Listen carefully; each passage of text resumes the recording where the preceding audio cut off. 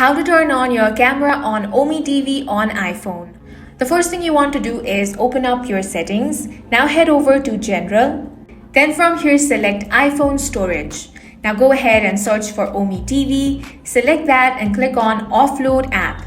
Click on the Offload app again. Once that is done, you want to click on the Reinstall App option. After this, the next thing you want to do is head over to App Store, search for Ome TV. If you find the update button, go ahead and tap on that and update the application to the latest version. Next, you want to open up your settings again, head over to Apps and search for Ome TV. From here, you want to enable camera. If camera option is not available, head back. Then you want to open Safari. Now type ome.tv. Over here, you want to log into your account. Then give access to camera. And with this, your camera will start working properly.